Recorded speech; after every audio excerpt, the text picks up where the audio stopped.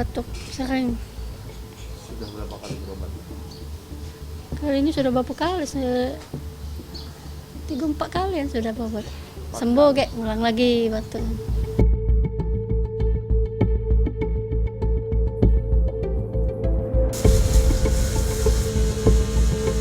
Ada pernah keluhan sakit, batuk-batuk atau gimana? Alhamdulillah Pak, selama kami masih berobat ke sini itu masih dalam kondisi sehat sampai sekarang alhamdulillah masih bisa melaksanakan tugas.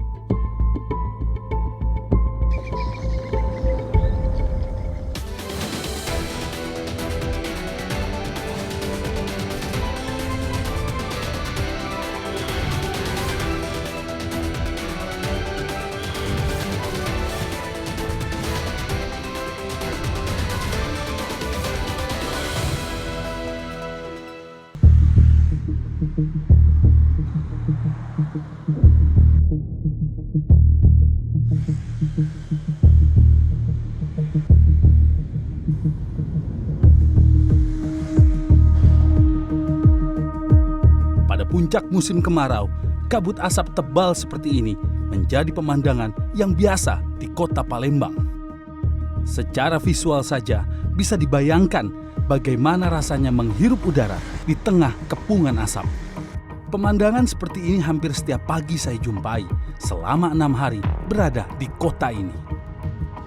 Beberapa bulan terakhir pagi hari adalah saatnya datangnya kabut asap ke kota Palembang. Kondisi ini membuat kualitas udara di kota ini belakangan menjadi buruk. Beberapa aplikasi pengukur kualitas udara bahkan menunjukkan indeks kualitas udara yang tidak sehat hingga sangat tidak sehat, khususnya pada pagi hari. Dari sini juga bisa terpantau terjadinya kebakaran hutan dan lahan di sekitar kota Palembang yang menjadi salah satu penyebab buruknya kualitas udara di kota ini.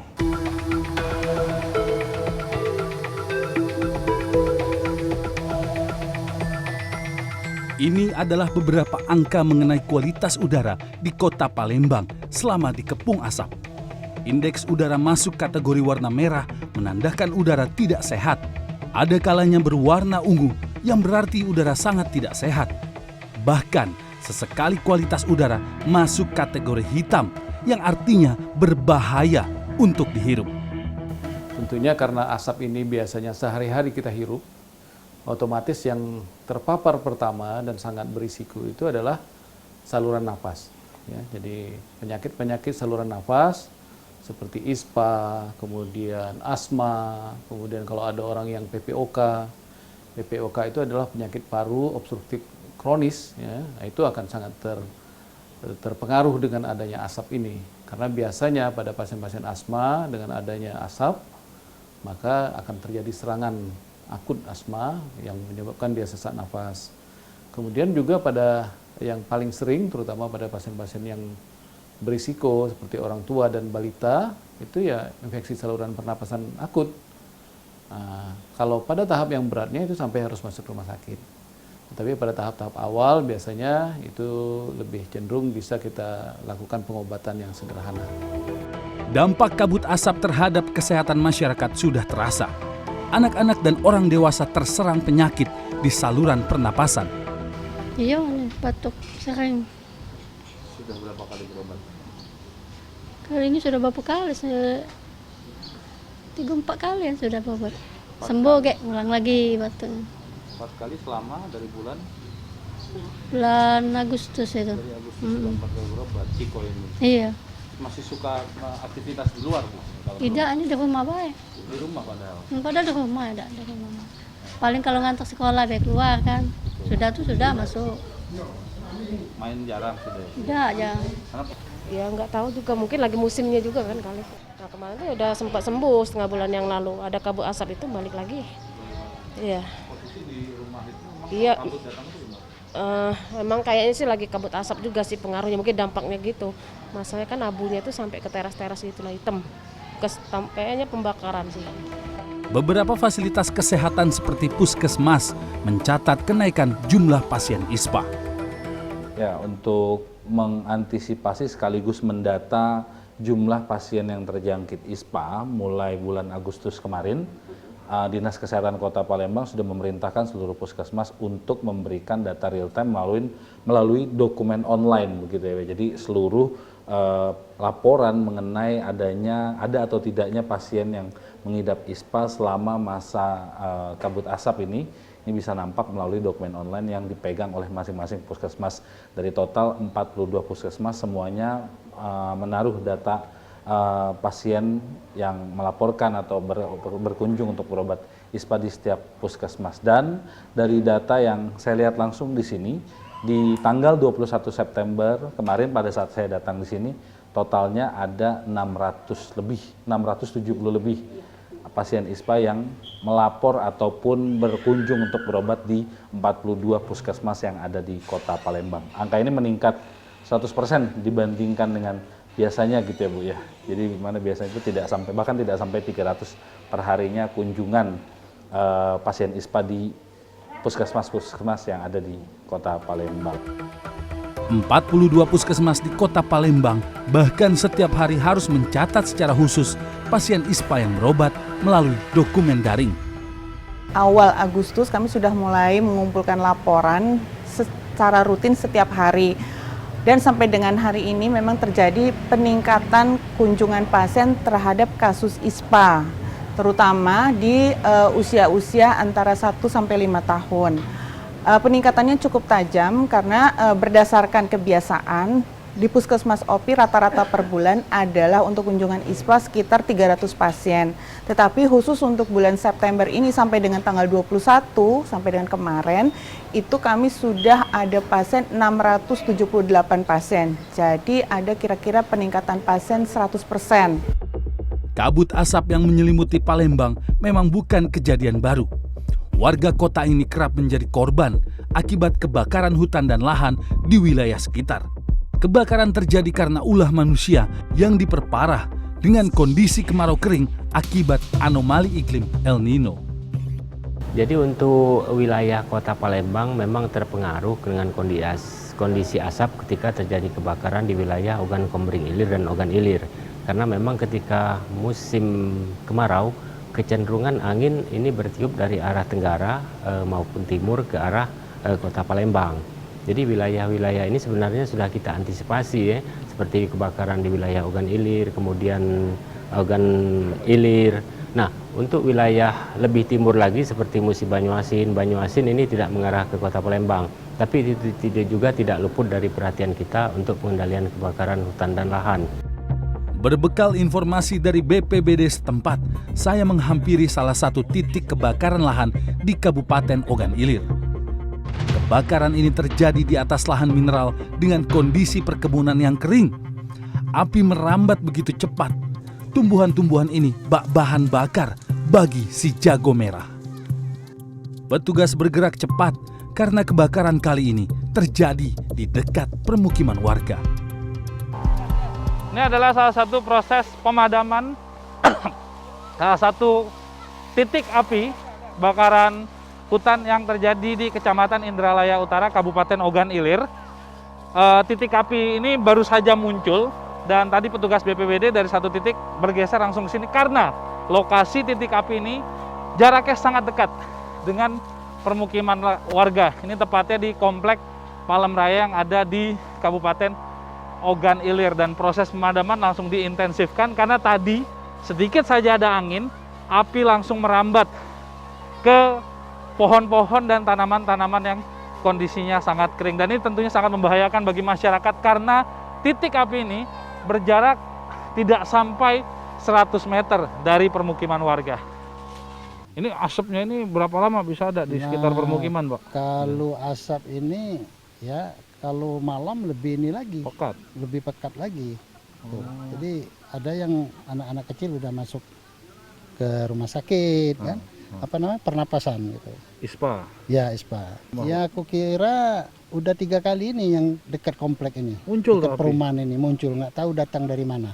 Tiba-tiba aja ada. Tiba-tiba ada. Saat musim kemarau, petugas pemadaman kebakaran dari BPBD harus bekerja ekstra. Kondisi kering membuat pergerakan api sulit diduga. Belum lagi ancaman kesehatan akibat besarnya kobaran api membayang-bayangi kerja petugas. Biasanya itu api muncul itu dari lompatan ranting atau dahan. Biasanya bisa terbang sampai 20-30 meter, itu jadi bisa memindahkan titik api dari satu titik ke titik yang lain. Jadi geser-gesernya ribet banget ya Bang? Iya, itu kalau geser personel itu tergantung. Kalau banyak, kalau lagi pemadaman gabungan kan ada dari BPBD OI, provinsi, dari TNI Manggalani. Biasanya kalau kita pemadaman rame-rame lebih gampang. Kalau kayak kondisi kayak gini? Kalau sendiri satu ini susah. Biasanya sih kalau terjadi untuk yang keluhan di lapangan paling gatal-gatal, karena kan kena air, rumput tajam-tajam itu. Untuk kesehatan sih semuanya bisa dijaga masing-masing semua sih. Bukan pekerjaan mudah untuk memadamkan kebakaran di lahan kering. Hingga malam hari, api terus berkobar di wilayah lain.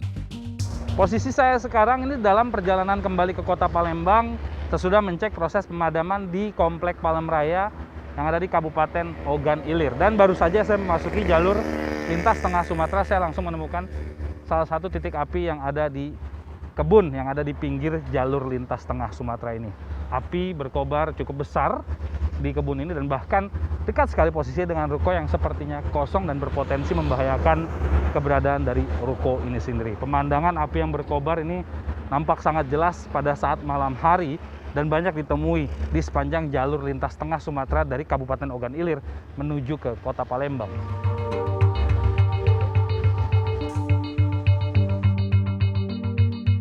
Mulai dari permukiman, jalan raya, hingga jalan tol di Sumatera Selatan dikepung kebakaran lahan. Kebakaran lahan mineral hanya salah satu penyebab terjadinya bencana kabut asap di Palembang. Ada satu jenis kebakaran lain yang menjadi penyebab utama dan kepulan asapnya bisa berkelana hingga ratusan kilometer. Kebakaran lahan gambut adalah masalah kronis di Sumatera Selatan. Inilah ancaman yang jauh lebih nyata. Sayangnya, bencana ini kerap terjadi akibat ulah manusia.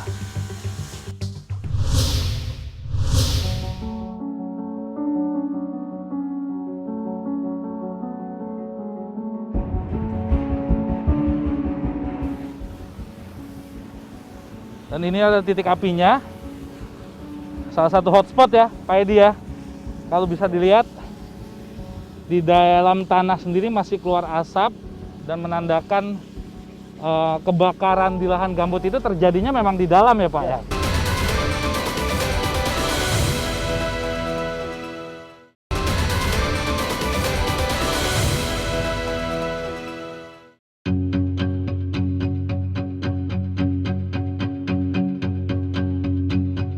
Lahan gambut merupakan jenis lahan basah yang terbentuk dari timbunan material organik seperti pepohonan. Lebih dari pertanian, lahan gambut memiliki fungsi penting sebagai penambat karbon. Pulau Sumatera memiliki hampir 6 juta hektar lahan gambut dan 1,2 juta hektar diantaranya ada di Sumatera Selatan. Tak mengherankan jika kebakaran lahan gambut di provinsi ini menjadi agenda rutin yang terjadi setiap musim kemarau. Ini adalah pemandangan yang nampak pada saat perjalanan saya dari kota Palembang untuk menuju Kabupaten Ogan Komering Ilir atau Oki melalui tol Trans Sumatera dari Palembang menuju ke Kecamatan Kayu Agung. Lahan-lahan di pinggir tol ini terbakar dan nampaknya ini baru saja terbakar dengan kondisi asap yang begitu tebal hingga warnanya kuning seperti itu. Dan tadi ada beberapa api yang bahkan muncul nampak membakar daun-daun ataupun dahan-dahan kering yang ada di permukaan lahan. Posisi asapnya sendiri sebagian sudah menutup sedikit visual dari pandangan jarak pandang di jalan tol lintas Sumatera ini. Tentunya pemandangan yang beberapa kali juga sempat saya lihat baik itu di jalan lintas Sumatera ataupun di tol Trans Sumatera. Saya menuju Kabupaten Ogan Komering Ilir atau Oki. Kabupaten ini memiliki luas lahan gambut lebih dari 600.000 hektar atau sekitar 50% dari total luasan lahan gambut di Sumatera Selatan. Kebakaran lahan gambut di wilayah ini ditangani oleh Tim Manggala Agni Daops 17 Sumatera bentukan Kementerian Lingkungan Hidup dan Kehutanan. Hari ini pemadaman dilakukan di Desa Cintajaya, Kecamatan Pademaran. Dan ini ada titik apinya. Salah satu hotspot ya, Pak Edi ya. Kalau bisa dilihat, di dalam tanah sendiri masih keluar asap dan menandakan kebakaran di lahan gambut itu terjadinya memang di dalam ya Pak? Iya, di dalam. Proses pemadaman kebakaran lahan gambut memiliki cara yang berbeda dengan kebakaran lain. Api tak tampak di permukaan, tetapi terus berkobar dari bawah tanah.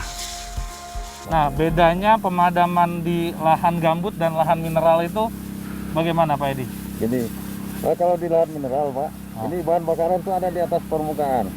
Kelihatan? Kelihatan. Nah, kalau untuk pemadaman, kita lebih mudah melihat di mana apinya. Siram aja. Nah, kemudian tidak ada peluang untuk ke bawah. Kalau lahan gambut, dia di samping ada kebakaran permukaan, dia juga akan terjadi kebakaran bawah. Nah, yang susah kita pada saat terjadi kebakaran bawah, ini perlu teknik khusus untuk di gambut. Nah, tekniknya itu apa Pak? Ini kita harus membuat kondisi tanah itu menjadi jenuh air. Sehingga, penuh ya, jenuh. Jadi air yang kita siramkan ke bawah itu menjadi naik kembali ke permukaan. Nah, ini asumsi Pak ya, asumsi kita bahwa air yang kondisi jenuh itu bahan bakaran yang ada apinya itu sudah kerendam. Untungnya pemadaman kali ini berlangsung tidak jauh dari sumber air yang berada di kanal buatan. Namun ini bukan berarti proses pemadaman akan berjalan lancar. Ini mampet, airnya nggak ngalir. Kena apa Pak? Nyumbat. Lumpur. Jadi Terlampau. selangnya terlampau ke dasar, yang keangkat lumpur, nggak hanya air. Lumpur yang terangkat, bukan air.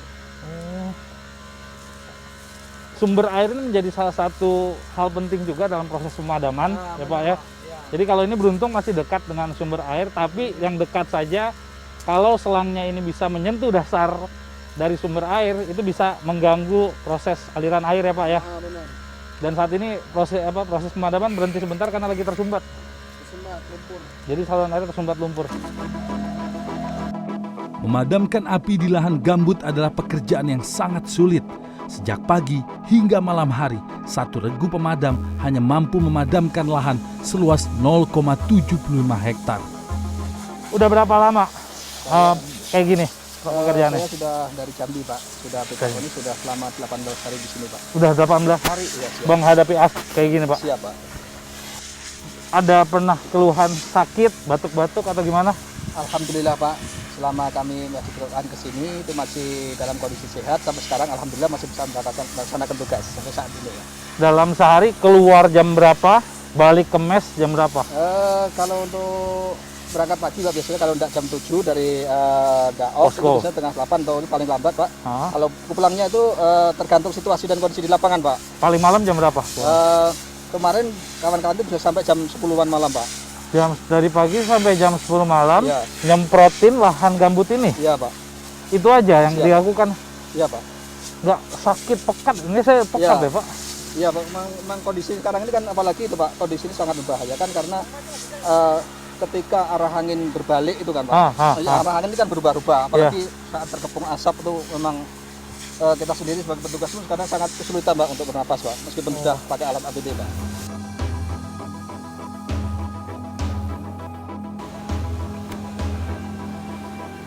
Wah, jeblos.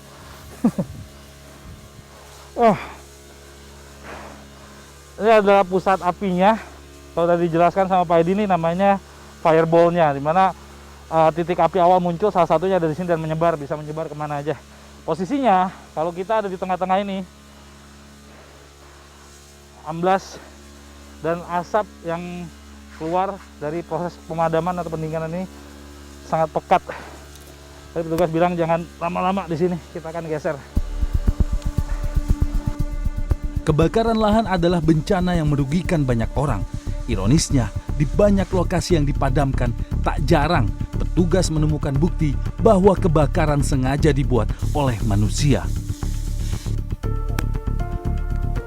Pak Edi, titik-titik api itu kan banyak nih artinya yang ditemuin. Itu rata-rata faktor apa sih Pak? Ada kan kalau kebakaran hutan dan lahan bukan rahasia umum lagi, kita tahu manusia, alam adalah pendukung. Temuan di lapangan kemungkinannya mengarah benar ke situ nggak sih? Selama ini yang kami lihat kemungkinan besar kebakaran yang terjadi yang kita tangani ini karena faktor manusia. Yaitu. Cirinya itu bagaimana Pak Edi melihatnya? Mungkin kalau di sini kan belum ketahuan nih kalau yang titik kita. Mungkin di titik-titik lain sebelumnya itu ciri itu faktor manusia itu bagaimana? Ya terkadang ada spot-spot Pak, spot-spot api di lapangan. Misalnya ini cerita dari teman kita di tempat yang lain kan. Kadang mereka melihat ada semacam spot api dari kayu yang sudah disusun gitu. Kayak api unggun? Ya kayak api unggun misalnya itu. Itu yang ditemui oleh kawan-kawan di tempat yang lain kan gitu. Penegakan hukum yang dilakukan setiap tahun hampir tak berdampak. Meski ada ancaman pidana pasal berlapis dan hukuman penjara, pembakaran lahan terus terulang. Hingga Agustus 2023, Kementerian Lingkungan Hidup dan Kehutanan mencatat ada lebih dari 4.000 hektar lahan yang terbakar di Sumatera Selatan. Kepolisian daerah Sumatera Selatan hingga 25 September 2023 menemukan 21 hektar lahan dibakar secara sengaja dan telah menetapkan 39 tersangka. Pemberantasan pembakaran lahan membutuhkan waktu yang cukup panjang, sebab hal ini terjadi karena kebiasaan buruk masyarakat dan korporasi. Jadi kita bisa menggunakan undang-undang kehutanan, bisa juga undang-undang perkebunan, bisa juga kita gunakan undang-undang perlindungan dan pengelolaan lingkungan hidup. Butuh waktu yang sangat panjang. Bahkan ke depannya nanti, mungkin pada siklus 4 tahun ke depannya, kita sudah bisa memetakan pada tahun 2019 daerah mana yang banyak terjadi kebakaran, 2023 daerah mana yang banyak terjadi kebakaran. Nah, pada saat nanti 2027, itu bisa kita full fokus ke situ untuk melakukan sosialisasi pada masyarakat, kepada perusahaan-perusahaan perkebunan misalnya. Nah, itu mungkin itu akan memperkecil angka atau titik api pada saat tahun 2027 nanti. Sejak ramai terjadi pada 1997, penanganan kebakaran lahan khususnya di Sumatera Selatan sudah lebih baik. Pemetaan titik-titik api membuat proses pemadaman dari darat dan udara lebih cepat. Pemantauan titik api dari citra satelit sudah bisa dilakukan secara luas, baik dari website pemerintahan maupun yang disediakan oleh pihak di luar pemerintah. Aplikasi yang bisa diakses oleh masyarakat luas diharapkan bisa mempercepat penyebaran informasi titik kebakaran. Namun ada cara lain untuk menghindari kebakaran lahan, khususnya bagi lahan gambut. Saya bertemu dengan Bastoni, seorang peneliti gambut dari Badan Riset dan Inovasi Nasional yang selama 14 tahun terakhir melakukan proses restorasi gambut di Kabupaten Oki. Lahan gambut seluas 20 hektar ini terakhir terbakar pada 2006. Sejak 2009, Bastoni dan tim mengembangkan pengelolaan lahan gambut yang ramah lingkungan. Sebenarnya adakah cara pengelolaan gambut yang bisa dilakukan untuk menyelamatkan lingkungan dengan cara tidak dibakar gitu Pak Bas? Nah, saat ini kami mengembangkan model agro silvofishery untuk lahan gambut. Agro silvofishery ini sebenarnya adalah suatu kegiatan budidaya yang mengintegrasikan kegiatan budidaya pertanian, kehutanan, dan perikanan. Ini cocok untuk ekosistem rawa ya, rawa gambut, karena apa? Di situ sebenarnya ada sumber daya perairan yang bisa kita manfaatkan untuk budidaya perikanan. Kemudian area itu secara alami juga dulunya adalah hutan yang kita bisa kembangkan jenis-jenis tanaman hutan yang memang adaptif dan bisa tumbuh. Sudah adaptif pada kondisi apapun ya, mulai tergenang, tidak tergenang, itu kita bisa pilih jenisnya dan itu ada kalau di komoditas kehutanan. Dengan pola agro silvofishery juga kita bisa memodifikasi lahan itu tanpa dengan membakar, sehingga ada ruang untuk kegiatan budidaya pertanian, hortikultur. Dari hasil penelitian, tindakan pembakaran lahan gambut dilakukan untuk mempercepat proses pembukaan lahan pada musim kemarau. Nah, pada saat dibakar, apakah lahan itu akan menjadi lebih subur memang ya Pak? Ya, jadi kenapa masih ada kegiatan membakar untuk kegiatan budidaya itu karena memang ada harapan kalau terbakar kemudian terbentuk abu sisa pembakaran yang itu berfungsi sebagai pupuk. Nah, abu-abu sisa pembakaran sendiri kan sebenarnya dia kandungan unsur-unsur basah ya. Kalau dalam ilmu tanah itu ada kalsium, magnesium, kalium, ya, natrium, dan sebagainya itu ada di bagian abu itu. Itu yang kemudian diharapkan oleh kegiatan budidaya yang memanfaatkan itu untuk pupuk gratis, sampai produksi pupuk gratis. Apapun alasannya ya, dengan cara pembakaran ini tentu yang paling terdampak adalah lingkungan. Jadi kerugian lingkungannya itu sangat besar ya. Sementara kalaupun nanti ada upaya budidaya di situ itu ya mungkin di total ya itu tidak seberapa gitu dibanding kerugian lingkungannya. Kesehatan masyarakat. Ya, nanti terdampak di bidang lain, transportasi, kesehatan dan seterusnya ya. Sayangnya kerja keras selama 14 tahun terakhir kini terancam. Lahan restorasi gambut tengah dikepung kebakaran. Segala upaya dilakukan untuk menyelamatkan lahan gambut yang sehat dari kebakaran lahan. Kalau api yang udah dekat juga kita udah ada kegiatan pemadaman ya. Jadi sebulan ini terus terang kami dengan banyak pihak ya, mulai Manggala Agni, BPBD ya, Satgas Karhutla ya, kami sendiri nanti itu saling bahu membahu untuk bagaimana menghalau api supaya tidak masuk templot ini ya. Sudah dekat ya, Pak? Saat ini posisi api sudah di 200 sampai 250 meter dari plot. Dan kami dibantu oleh pemegang konsesi terdekat di sini alat berat untuk membuat sekat bakar, membuat pencucian parit dan embung ya untuk sumber air, sekat bakar untuk meredam kalau ada api dekat, merambat dan seterusnya. Pemadaman dan penegakan hukum pembakaran lahan di Sumatera Selatan rasanya bukan satu-satunya cara untuk menghentikan kebakaran lahan. Ini adalah persoalan mengubah perilaku masyarakat.